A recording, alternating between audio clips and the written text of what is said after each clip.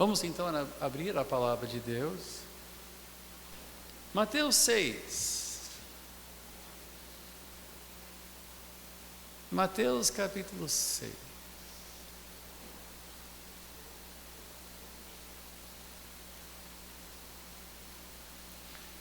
A partir do versículo 19, eu quero trazer algo que nós sabemos, já ouvimos, já aprendemos, mas que temos que reaprender constantemente.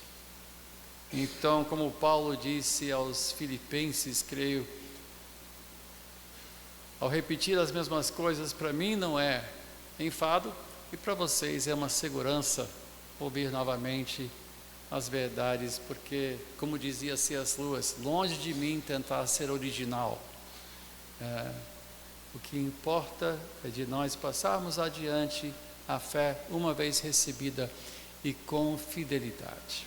Então, a partir do versículo 19, nós lemos: não acumulem tesouros sobre a terra, onde as traças e a ferrugem corroem, e onde ladrões escavam e roubam, mas ajuntem tesouros no céu, onde as traças e a ferrugem não corroem, e onde ladrões não escavam nem roubam.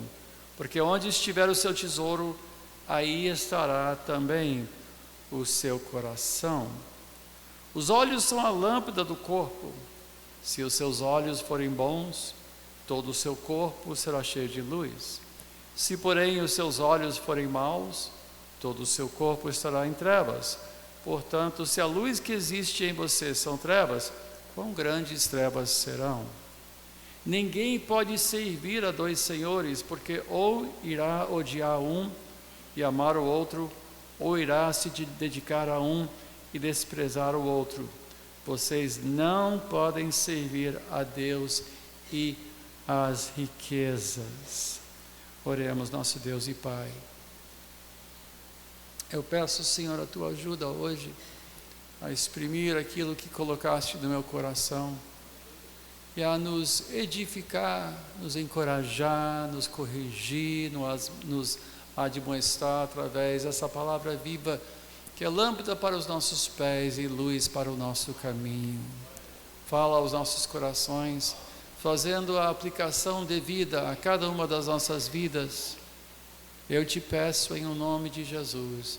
Amém e amém. Podemos sentar.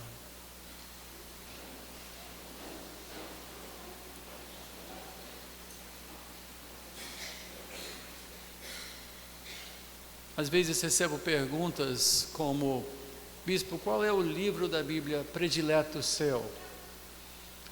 Eu tenho livros que me fascinam mais do que outros. Eu confesso que não tenho fascínio pelo livro de Levítico, e nem o livro de Números também não me deixa, uau, que coisa, os números, né? Ou Esdras, que fala das famílias e mais famílias e mais famílias que voltaram da Babilônia, as genealogias, enfim. Mas há passagens que eu considero passagens que exigem leitura e releitura, se bem que toda a palavra de Deus é inspirada por Deus, toda a Escritura, e toda é proveitosa para edificação, para correção, como disse Paulo a Timóteo. Então, até essas partes que nos parecem, digamos, menos aplicáveis no dia a dia, nós temos que ler e deixar que essa palavra caia sobre nós, pois Isaías disse que assim como a chuva que cai sobre a terra e não volta sem molhar a terra e deixá-la fecunda, criando um renovo, assim também a palavra de Deus, quando cai sobre os nossos corações, não voltará vazia. Então, mesmo que você talvez não entenda tudo, deixe a palavra lavar o seu coração e a sua mente sempre, lendo-a até que comece a fazer parte do seu modo de pensar. Tem livros como Jó, que eu já li inúmeras vezes, e eu confesso, depois de ler Jó mais vezes do que eu consigo lembrar, ele está começando a fazer sentido para mim. Começando a fazer sentido para mim. E com cada leitura, mais uma coisa sobressai, mais uma coisa. Mas quando falamos sobre algumas das lições mais urgentes para a nossa vida, certamente não poderíamos esquecer das palavras do nosso Senhor. E em particular o Sermão no Monte, que, colocado deste modo, provavelmente foi a coleção das coisas que Jesus ensinou e que Mateus colecionou nos capítulos 4, 5 e 6 do seu Evangelho. Aqui ele nos traz algo que nós já sabemos. Eu não vou dizer algo que você não saiba, mas mediante a leitura novamente dessa passagem, algo me chama a atenção, porque ao ler essa passagem, nós entendemos que o fascínio com riquezas não é apenas um erro. A resposta branda é um acerto, a resposta dura é um erro. Há certas coisas que a gente pode fazer que constituem erros, mas aqui não. Aqui nós estamos falando de literalmente, de uma opção entre servir a Deus ou não. Ele está tratando de algo que atinge o âmago da nossa fé e da direção a qual nosso coração está voltado. Nessa passagem, ele coloca em contraste absolutamente preto e branco, sim, não, cima, baixo, santidade ou mundanismo. Ele coloca de uma maneira tão radical, quando ele diz: não acumulem tesouros, não acumulem coisas, não junte para si coisas. Nem todos fazem isto, nem todos podem fazer isso, mas há pessoas que podem, e mesmo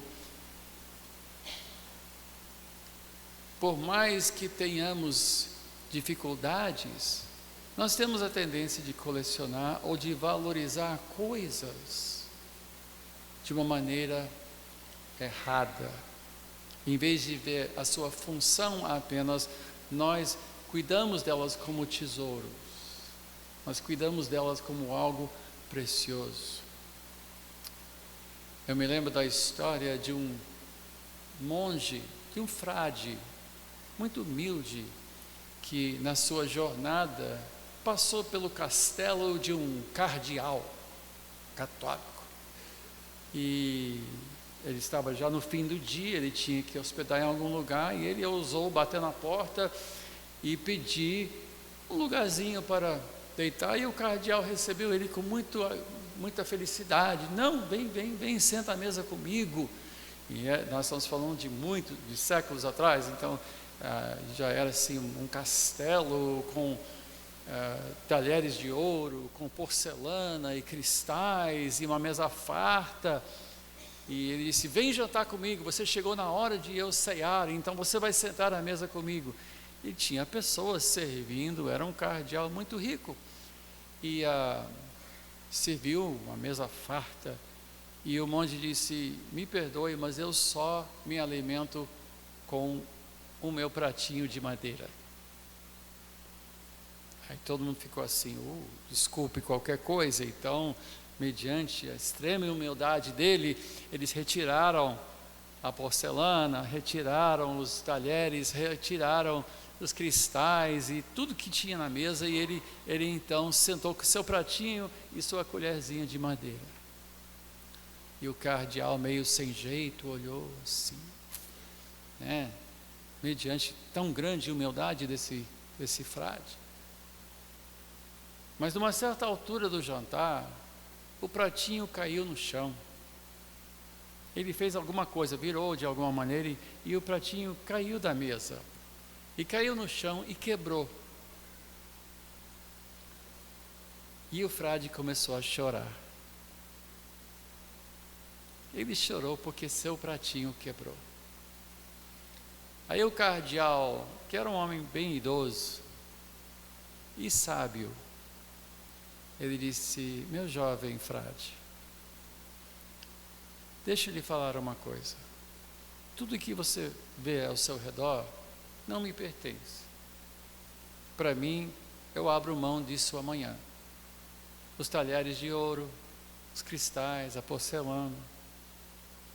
Mas você, meu irmão, tem um problema maior com riquezas do que eu.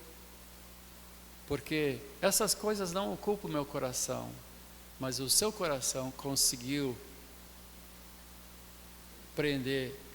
ser preso por apenas um pratinho de madeira. Você valorizou esse pratinho. Tudo que eu tenho não é nada para mim. Eu abro mão amanhã, mas o seu pratinho para você é um tesouro. Tanto que quando caiu no chão e quebrou, você chorou. O desprendimento seu não é o que parece ser. Então corrija o seu coração. Não acumulem tesouros. Tesouros é aquilo que não só nos pertence, mas ao que nós pertencemos. Há pessoas que podem se tornar escravos de muito pouco ou de muito. Mas o aviso aqui é: não coloque seu coração aqui na terra, porque onde estiver o seu tesouro, aí também estará o seu coração.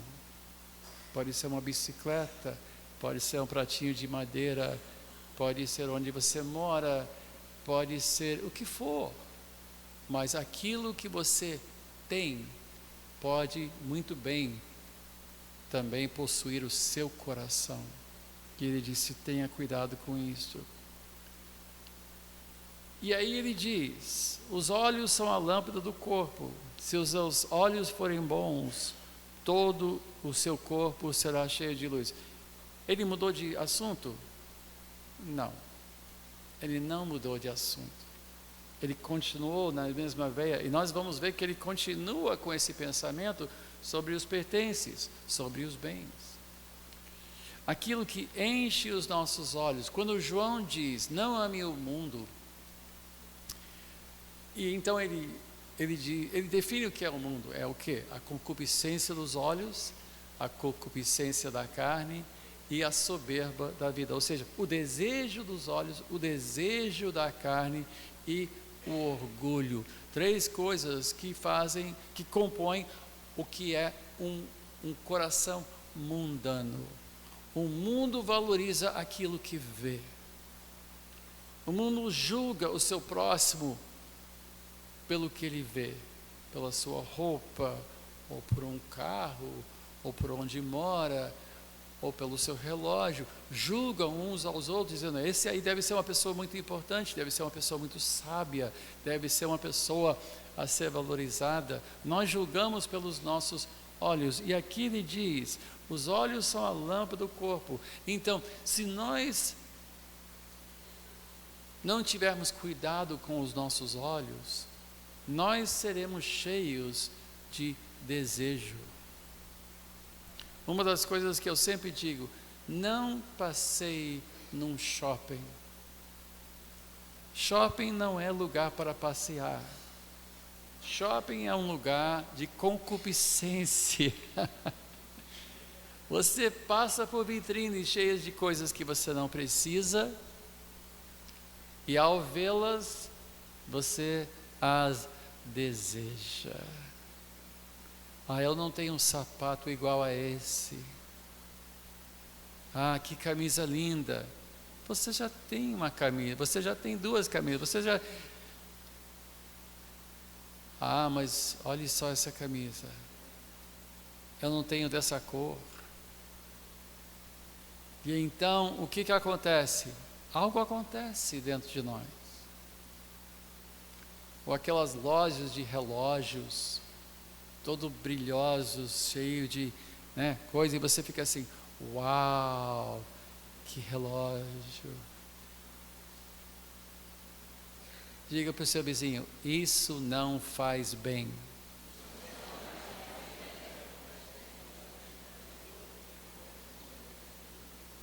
Quando diz aqui, os olhos são a lâmpada do corpo, se os seus olhos não forem bons, todo o seu corpo será, se forem bons, serão.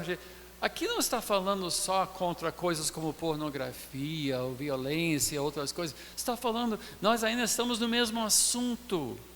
Não acumulem tesouros, porque logo em seguida você vê Mateus dizendo, aliás, o Senhor Jesus disse: ninguém pode servir a dois senhores, porque ou irá odiar um, amar o outro, ou irá se dedicar a um e desprezar o outro. Vocês não podem servir a Deus e às riquezas. Se na primeira parte fala de riquezas e tesouros, se agora fala de riquezas e tesouros, no meio também está falando de riquezas e tesouros. Não coloque seus olhos naquilo que não precisa, naquilo que vai. Olha, quer ver uma frase que é do cão? Sonho de consumo. Um dia eu vou ter um desses. Isso não é um conceito cristão, é um conceito de quem serve a um Deus estranho. Ouça-me, isso é importante.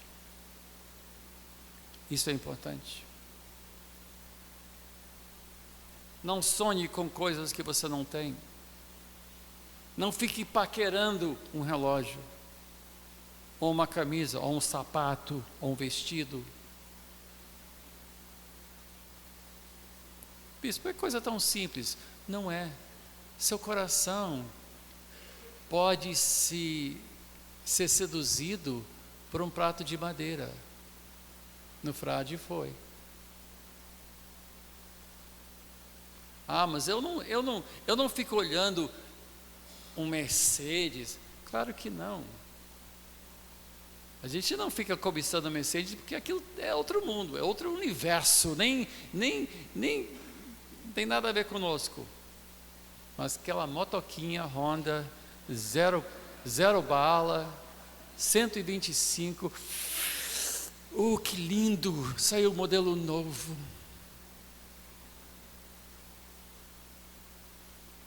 Olha só, mudou a fuselagem da coisa, tem agora uns, ou aquela bicicleta, seja o que for, pode ser um pratinho de madeira, o seu coração está em jogo, e não podemos servir a Deus e as coisas. Onde estiver seu tesouro, aí estará o seu coração. Aí estará o seu coração. Agora, como já falei, isso não foi falado para pessoas ricas, não foi. Jesus andava na Palestina, uma região pobre. A Galileia era um lugar pobre, à beira-mar. Era um lugar simples, de pessoas simples. Você vê, Paulo constantemente estava levantando ofertas para os cristãos da Galileia, dessa região, porque era a região mais pobre do império todo. Então, ele não estava falando para pessoas em Roma. Jesus estava falando no monte, onde as multidões chegaram, e falando coisas reais, que todos nós sofremos e dos quais todos nós somos tentados.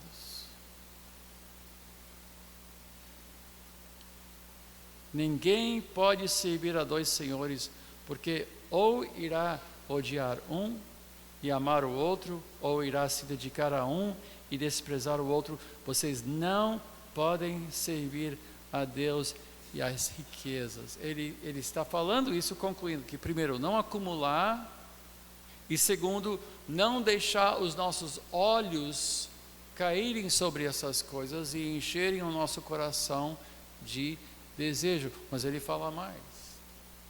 Leiamos de novo o versículo 24. Ninguém pode servir a dois senhores, porque ou irá odiar um e amar o outro, ou irá se dedicar a um e desprezar o outro. Vocês não podem servir a Deus e às riquezas. Mas ele continua: por isso, digo, não se preocupem com a sua vida quanto ao que irão comer ou beber, nem com o corpo quanto ao que irão vestir. Não é a vida mais do que o alimento, não é o corpo mais do que as roupas. Observem as aves do céu. Não semeiam, não colhem, não ajuntam em celeiros. No entanto, o Pai de vocês que está no céu as sustenta. Será que vocês não valem muito mais do que as aves? Quem de vocês, por mais que se preocupe, pode acrescentar um côvado ao curso da sua vida? E porque se preocupam com o que vão vestir, observem como crescem os lírios do campo. Eles não trabalham, nem fiam. Eu, porém, afirmo a vocês que nem Salomão, em toda a sua glória, se vestiu como qualquer deles. Ora, se Deus veste assim a erva do campo, que hoje existe e amanhã é lançado no forno, não fará muito mais por vocês, homens de pequena fé? Portanto, não se preocupem. Desculpe, fui distraído aqui por alguma coisa. Desculpe, onde eu estou? Sim, versículo 31. Dizendo: que comeremos, que beberemos, ou com que nos vestiremos? Porque os gentios é que procuram todas essas coisas. O Pai de vocês que está no céu sabe que vocês precisam de todas elas, mas busquem em primeiro lugar o reino de Deus e a sua justiça, e todas essas coisas lhes serão acrescentadas. Portanto, não se preocupem com o dia de amanhã, pois o amanhã trará os seus cuidados, basta ao dia o seu próprio mal.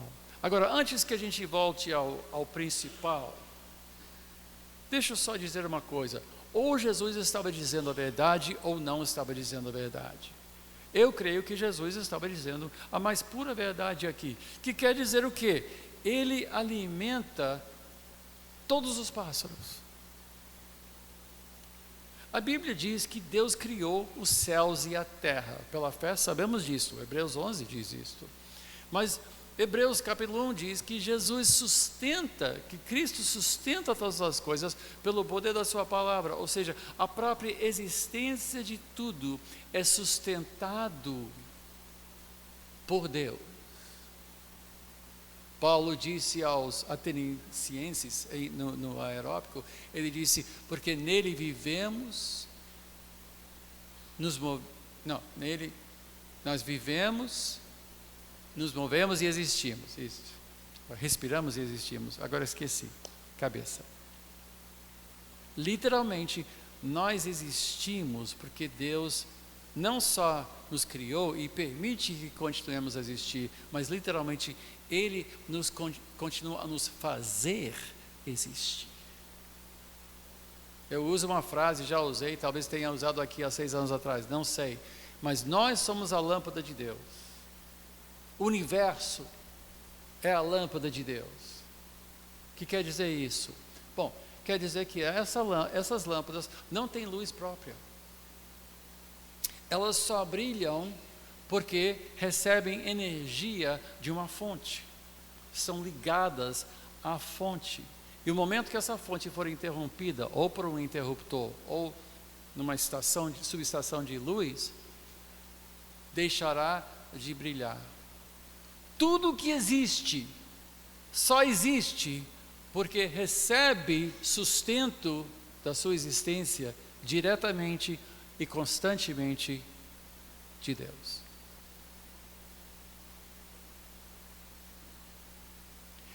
Se Deus por um instante desviasse sua atenção, tudo isso deixaria de existir. Tudo. Literalmente, nós não somos coisas que existem independente de Deus. Isso não existe independente de Deus. Deus não está nisso, mas Ele sustenta isso. Ele sustenta esse vidro. Esse vidro é sólido aos nossos olhos e nosso tato a gente sente sólido, mas em termos reais, isto aqui é tão sólido quanto Deus permite que seja. Você entende a profundidade desta afirmação? Porque sem Deus não existiria. Sem Deus, meu coração não bateria.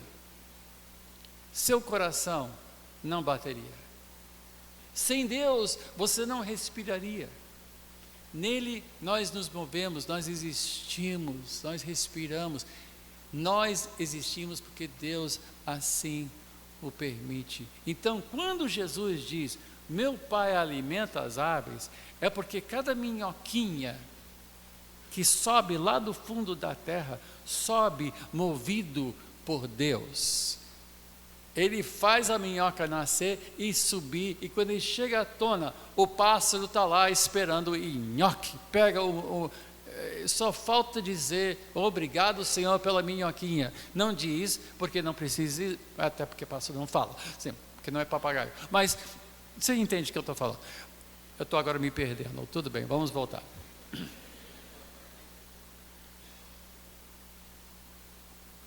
Cada semente que cai sob a direção de Deus, e o pássaro, dirigido por Deus, vai lá e pega. Cada flor nasce pela vontade de Deus, cresce pela vontade de Deus, a sua cor foi decidida por Deus, o seu cheiro decidido por Deus, sua beleza é criada e sustentada por Deus. Literalmente, Jesus não está sendo poético aqui. Isso não é poesia, né? Seus olhos são como jabuticabas, sei o quê, e tal. Os seus cabelos sedosos são como seda ao amanhecer. Sei lá. Ele não está sendo poético. Ele está dizendo, você pode confiar no que eu digo, porque isto aqui é uma verdade. Deus alimenta os pássaros. Ele sustenta este mundo.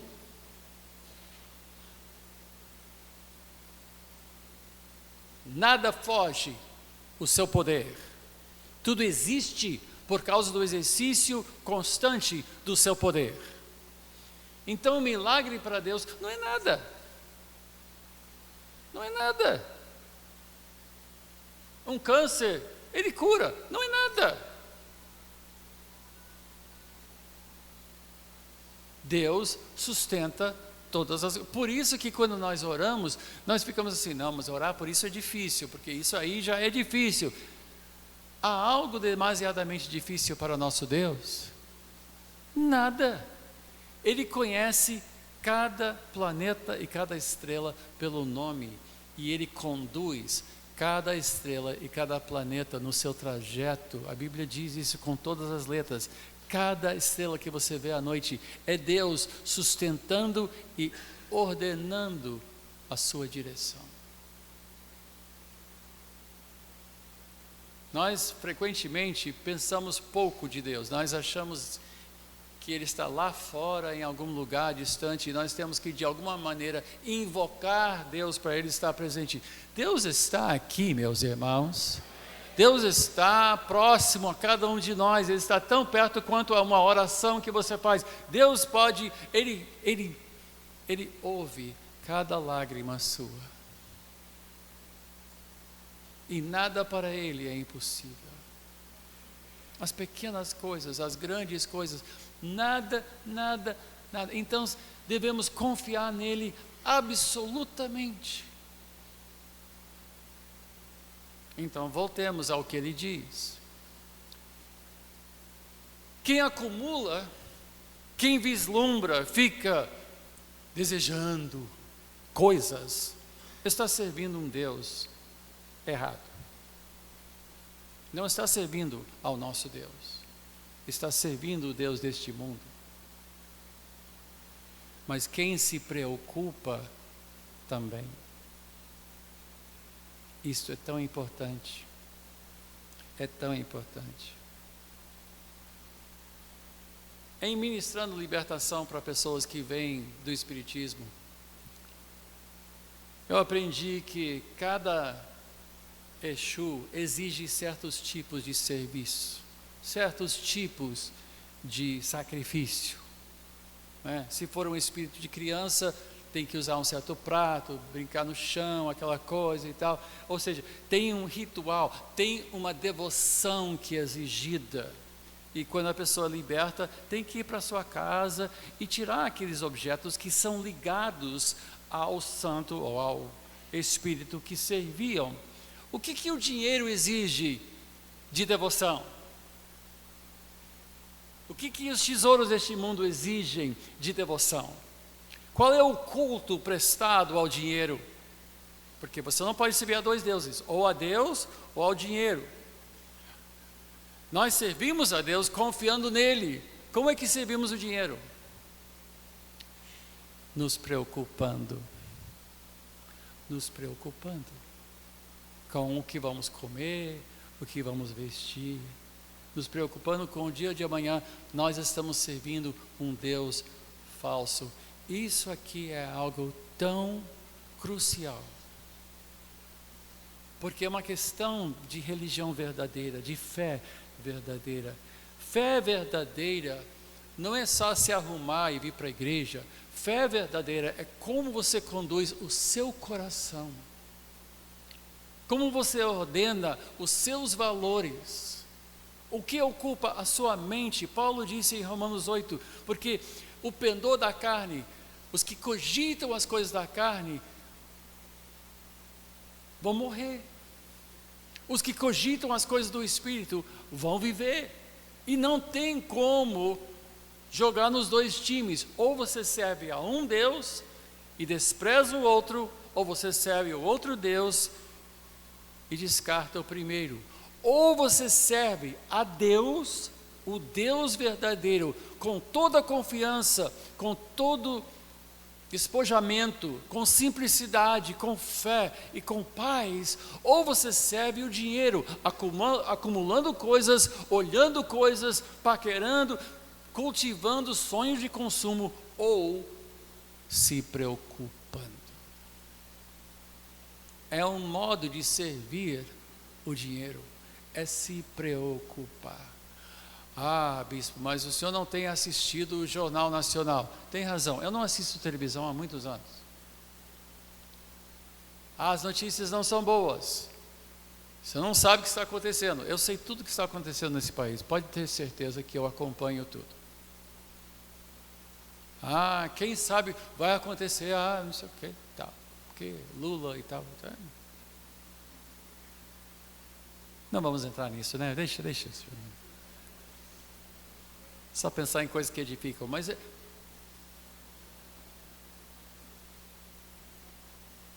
há pessoas muito preocupadas, e elas vêm e fazem previsões, e avisam, vai acontecer isso, vai acontecer aquilo.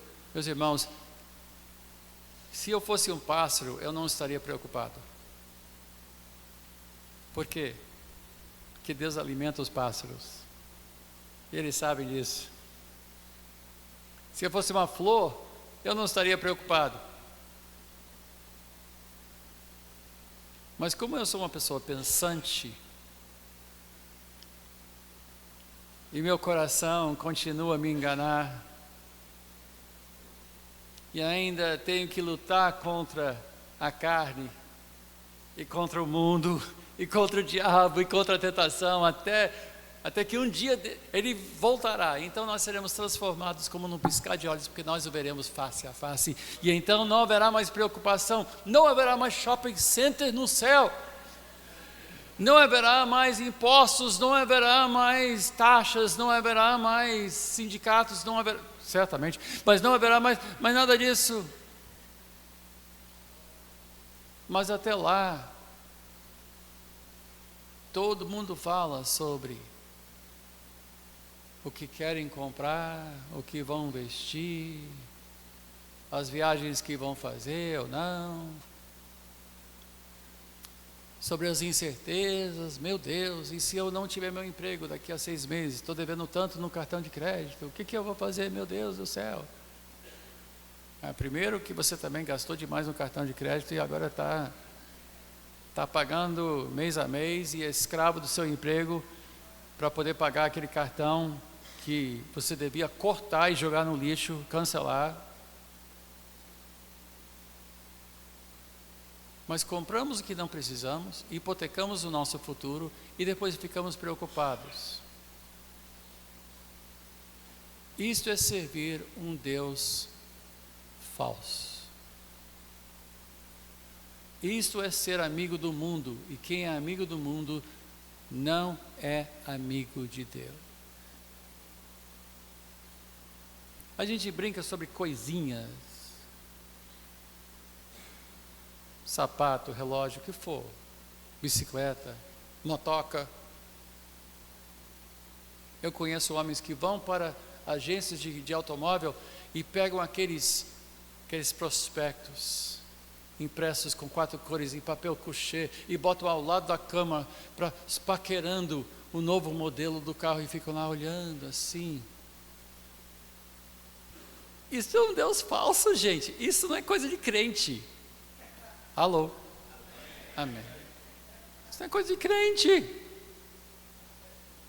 Crente não tem sonho de consumo.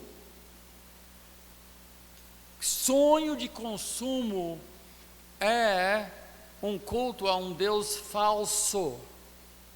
E não se pode servir a Deus e ao dinheiro. Ponto final. Então, precisamos nos assuntar. Precisamos parar e dizer: Senhor, me perdoa. Me perdoa. Me perdoa. Eu me deixei contagiar pelo mundo. Eu me deixei levar por vaidade. Eu me deixei levar pelo shopping center. Eu só queria um hambúrguer, mas eu voltei para casa com um sapato que eu não precisava. Alô, tem gente aí dizendo: Obrigado. Fala, papai, né? Tá bom.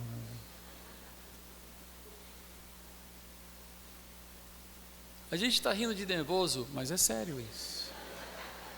Eu estou vendo pessoas assim, meio assim. Algumas senhoras aí já estão se entregando aqui, já estão dizendo: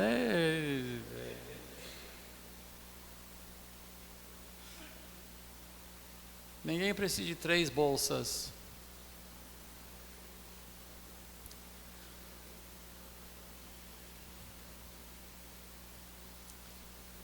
Isto é fé verdadeira.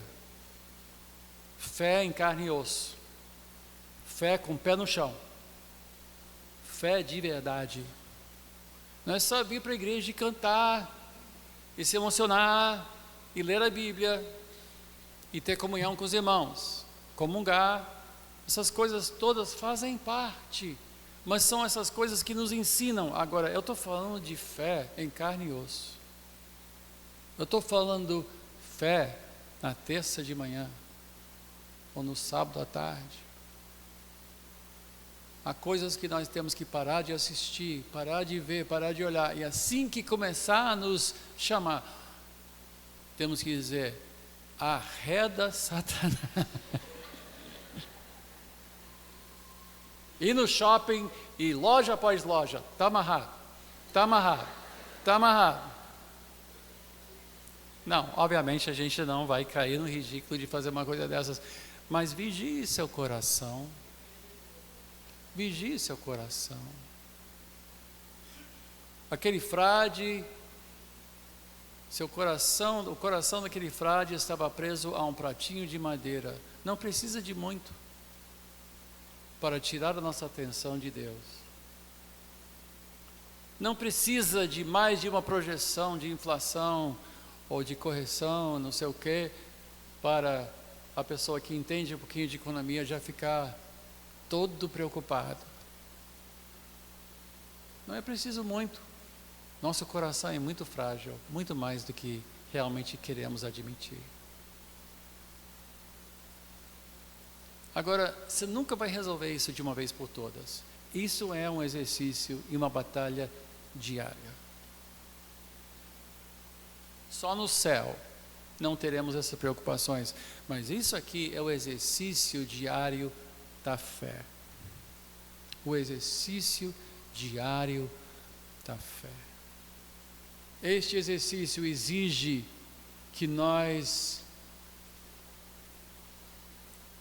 nos desfaçamos de certos fascínios, e entregando tudo, trazendo tudo cativo a Cristo, dizendo: Senhor, eu vi, me perdoe. Eu botei na minha lista de desejos, me perdoe. Tira. E às vezes vai ter coisas que você vai ter que renegar por um mês inteiro. Você quer aquilo, e ali você ainda tem algum crédito, o cartão ainda não está estourado, mas eu posso fazer em 10 vezes sem juros, bispo, 10 vezes, fica assim desse tamanho, 10 vezes sem juros.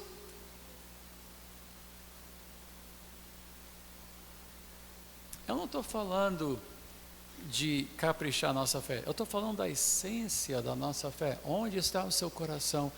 Onde estiver seu tesouro, aí estará o seu coração. Aí estará seu coração. Guarda o seu coração acima de todas as coisas. Provérbios fala: acima de tudo, guarda o seu coração, porque dele flui toda a sua vida, depende toda a sua vida. É o seu coração que está em jogo aqui.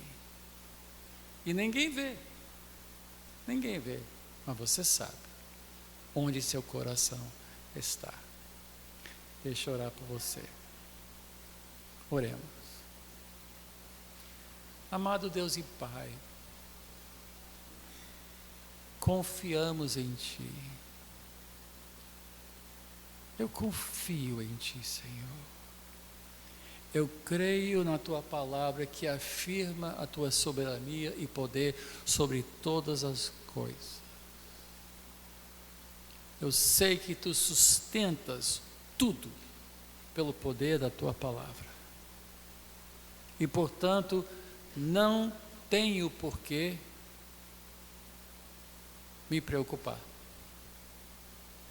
E sim, tenho que buscar em primeiro lugar o reino de Deus e a justiça de Deus.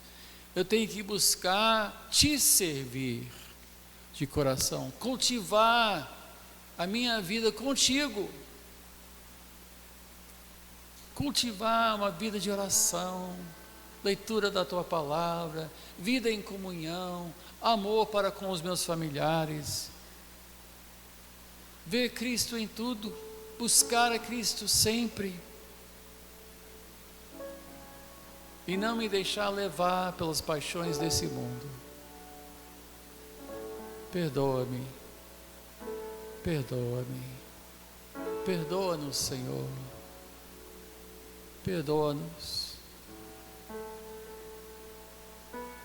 Apruma os nossos corações, alinha os nossos corações contigo, Senhor. Isto eu te peço, em o nome de Jesus. Amém. E amém.